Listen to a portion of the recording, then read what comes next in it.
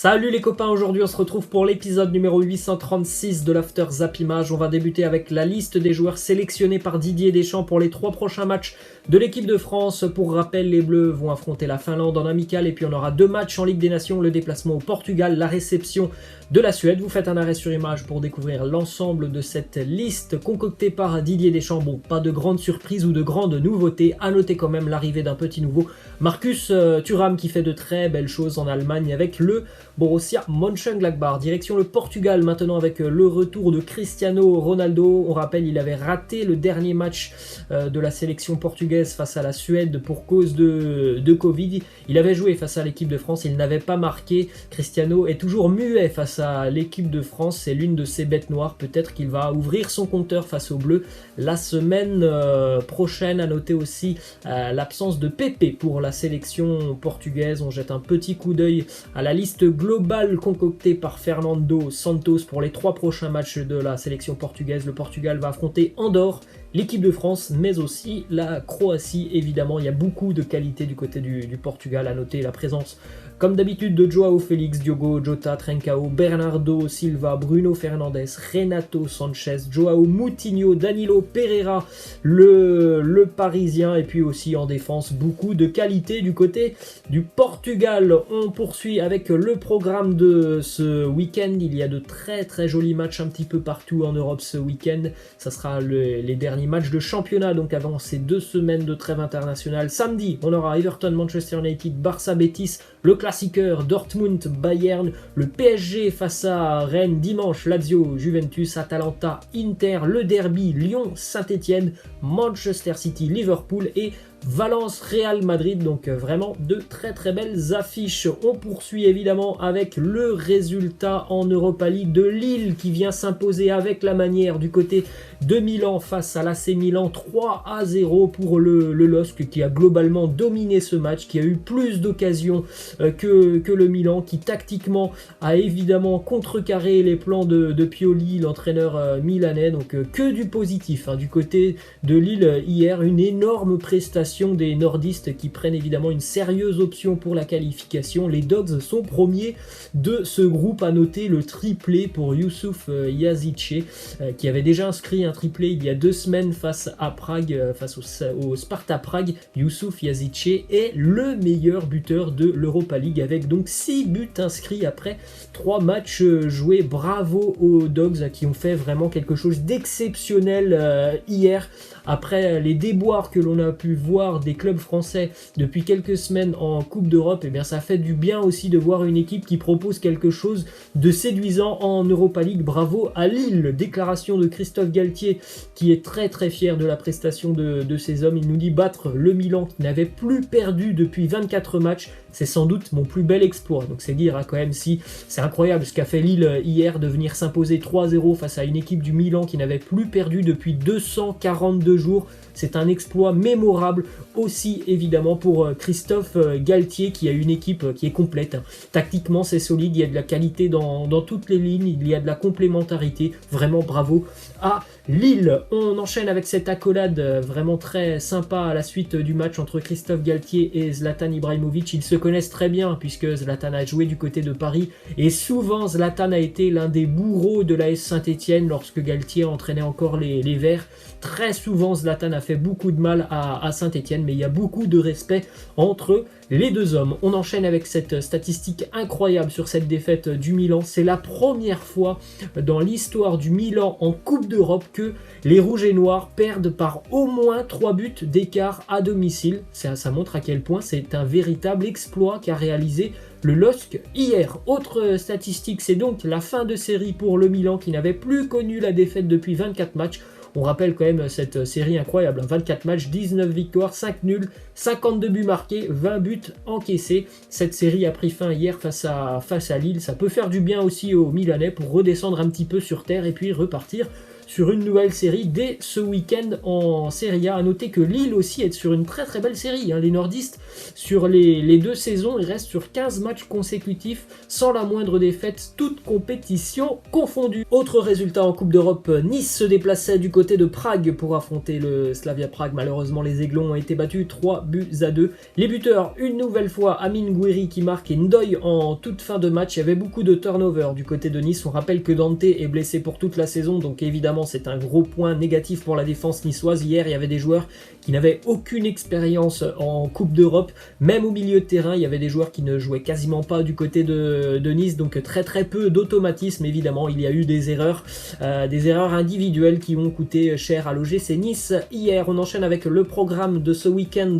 en Ligue 1, ça démarre dès ce soir avec le déplacement de Marseille du côté de Strasbourg. Demain, on aura Bordeaux-Montpellier et donc l'affiche entre 2 équipes de Ligue des Champions. Paris qui reçoit le Stade Rennais. Et puis donc dimanche, Lille se déplace du côté de Brest. Multiplex, Lens reçoit Reims, Lorient-Nantes, Metz, Dijon, Nîmes-Angers, Nice, Monaco, le derby de la Côte d'Azur. Et on termine avec un autre derby, Lyon-Saint-Étienne. Direction Marseille, déclaration d'André Villas-Boas qui nous dit « Michael Cuisance, il était très déçu de ne pas être titulaire à Porto. Je lui ai expliqué pourquoi. Il va jouer ce soir du côté de Strasbourg. C'est un joueur dont j'espère qu'on pourra lever l'option d'achat. » Déclaration de Michael Cuisance, il nous dit avec le recul, que dire de plus? Le coach et Mandanda ont tout dit après le match. On fait de la merde et on se doit de se remettre au boulot. Ce soir, il faut aller chercher une victoire à Strasbourg. On enchaîne avec une déclaration d'André Villas-Boas sur Dimitri Payet. Il nous dit « Ce sont des choses du vestiaire, c'est du management.